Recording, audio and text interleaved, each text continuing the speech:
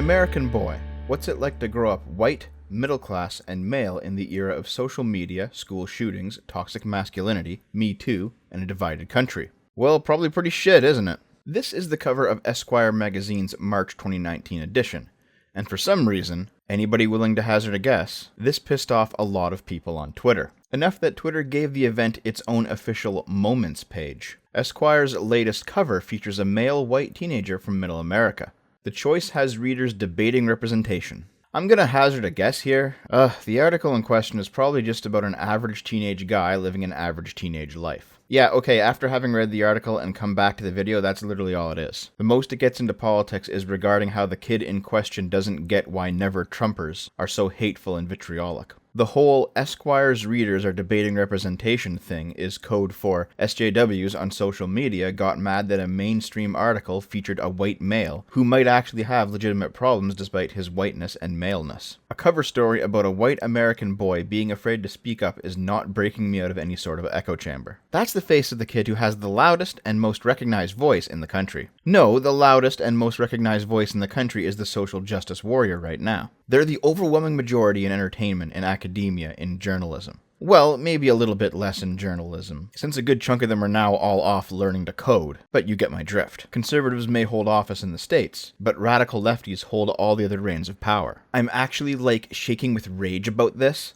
They do not care about boys. They do not care about young men. They only care about enforcing a dominant and limited paradigm of who they consider worthy. Middle-class white boys who are sexually traumatized do not fit in. It is so unimaginably difficult to be a survivor of sexual abuse as a man because our culture has such deeply fucked views about masculinity, trauma, and sex. This decision reinforces that narrative. If you are a sexual abuse survivor, you are not, to Esquire, an American boy. You are an American boy if you enjoy video games, if you like to hunt, if you have a girlfriend, if, as the article implies, there is a deep wellspring of racial and sexual hostility inside of you that our PC culture forces you to bottle up. What shit. Liz Watson's outburst about sexual abuse is in reference to Esquire's refusal to publish stories about the Bryan Singer abuse allegations. While that's probably a very important story in its own right, Liz ends up shitting all over herself when she detours into accusing the cover boy of having a deep wellspring of racial and sexual hostility inside of them. You never read the story, did you, Liz? Because nothing like that is apparent about this kid at all. A common theme is about how the Esquire kid is telling lies, or is too sensitive, or is overblowing stuff because he claims to get bullied, attacked, or insulted for a variety of reasons, ranging from his political beliefs to simply existing at school. Let's measure exactly how many tweets it takes David Dennis Jr. to go from making fun of the kid for this to completely proving the kid right. 1.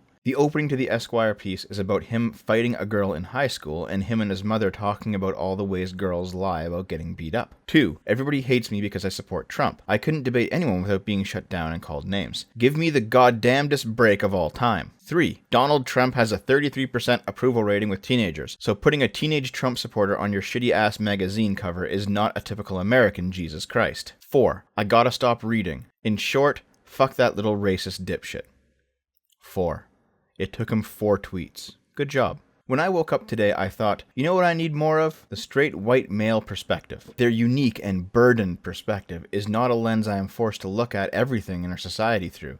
Thank God for this article. According to your political compatriot from the previous example, teenage Trump supporters only make up about 33% of the population. That would, in fact, make him a minority opinion, with a rare perspective. Unless you, of course, believe that straight white men are all a uniform demographic blob, with no differences between them at all, which would be quite racist. I love that Esquire automatically assigned whiteness to being American, when there are so many Americans who aren't white. It really shows the lack of diversity in the newsroom, and the lack of understanding of what America really is for many of us. Also, diversify your newsrooms, so you don't have another piece about whiteness representing the vast non-white existence in this country. Hey Esquire, why are you trying to stir up trouble by feeding the alt-right talking points of whites are being targeted in America to your reader base? Also, expel whites from your newsroom. Oh, don't worry, my friend. The newsroom is getting more diverse as we speak. Quite a few outlets out there are being forced to focus on quality writers, a demographic they've lacked for the past decade. Gerard Bush asks, hey Esquire, instead of this cover,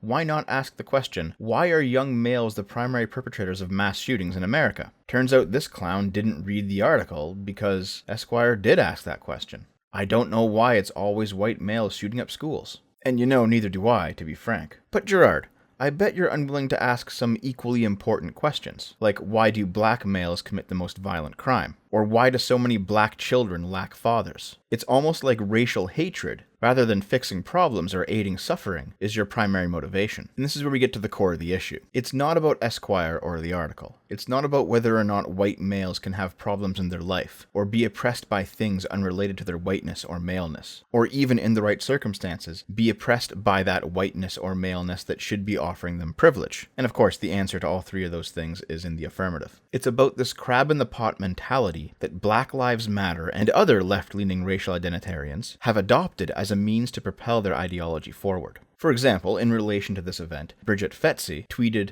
"It's disturbing and racist to go after anyone for their skin color, and I will never support the war on white men. Not because I'm upholding some power hierarchy, but because I was taught basic decency and the idea that you don't judge anybody based on the color of their skin." This tweet had black identitarians darken the sky, quite literally, and descend upon her, an attack still stuffing full her front page 3 days later, because she's been retweeting them all. Let's keep in mind that just as the left hates her for this racial sin, the right hates her for a sexual sin.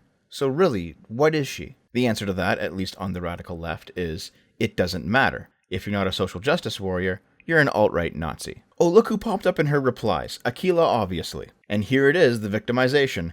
Oh man, the clockwork.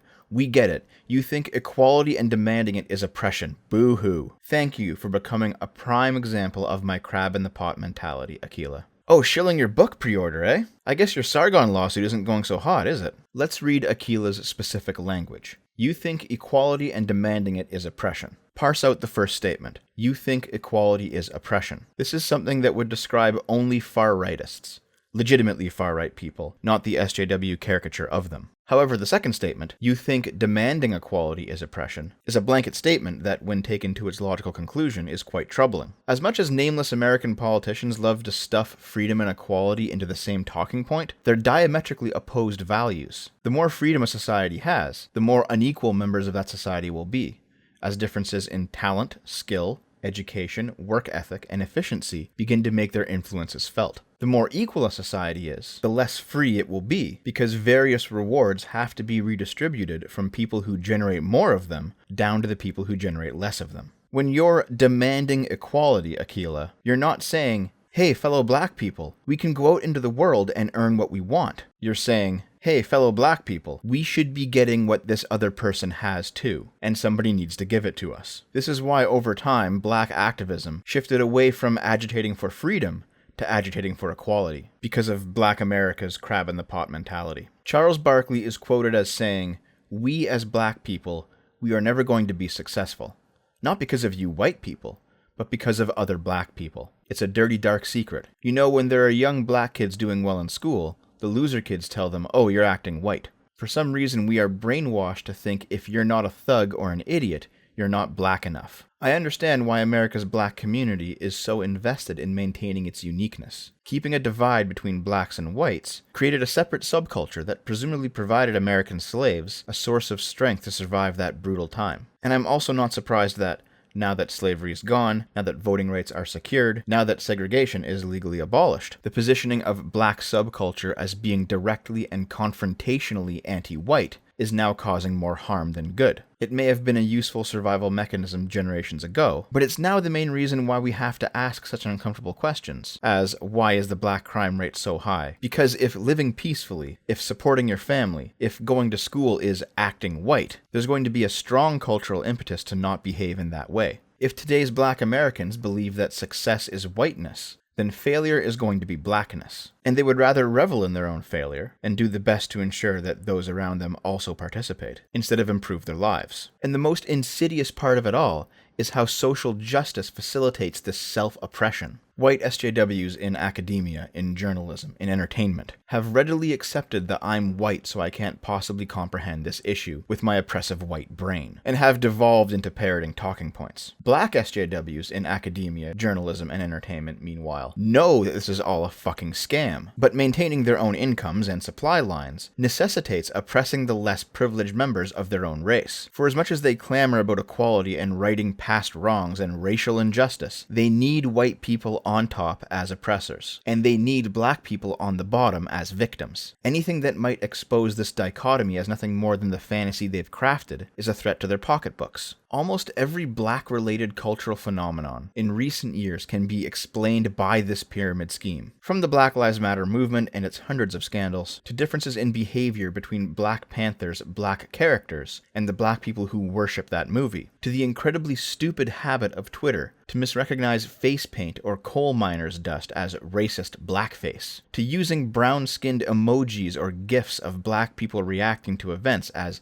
digital blackface. They're all just individual cogs in the fraudster's machine. In the end, whether we're talking about racial differences or gender differences, there's more variation between randomly selected individuals within a group than there is between two average individuals chosen from each group. In other words, a smart white man has more in common with a smart black man than a dumb white man, despite the differences in their ancestry. For example, look at the differences in IQ among black and white Americans. The distribution shows that while there are more extremely intelligent white Americans than black Americans, most white and black Americans are around the same level of intelligence. That's that whole overlapping area. The differences between races do exist, but they're not as important as the differences between people. Somebody who is legitimately not a racist understands this fact. When looking for friends or potential partners or employees or whatever, they look for individuals because they know that it's individual differences that make people unique. Somebody who is actually a racist will claim that individual differences are not as important as group differences. That having a black person on the team is important not because he's a person, but because he's black.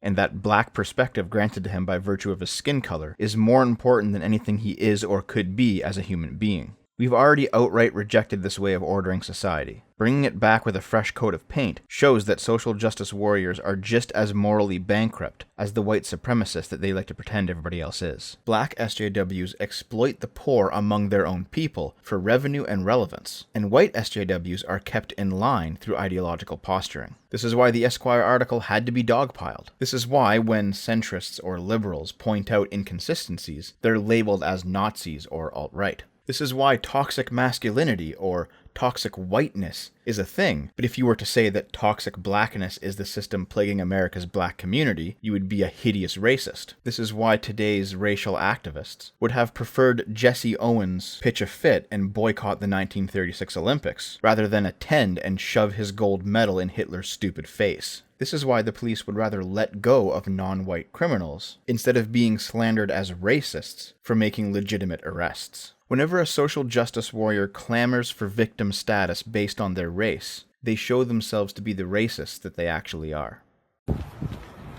You stole my property, my Make America Great Again hat. Look at the kind of shit he's wearing. Look it. What, you're gonna turn it into student life? What the hell is your problem? Hey, y'all. So this guy thought it would be a good idea to go into a conference With my wearing this freedom of fucking speech, hat. with my freedom of speech, she took my hat. Wearing this this belongs hat. to me. Give it back to me. It belongs to me. This belongs to me. I bought it and she took it from me. It is mine. Really, look at the kind of shit he's wearing. You know what this represents? This represents genocide. I understand. Genocide of a bunch of people. And look at what he's wearing in front of a group of people. This is mine. This is mine. You do not get to take other people's property that is legally theirs in this country. Man, fuck your laws.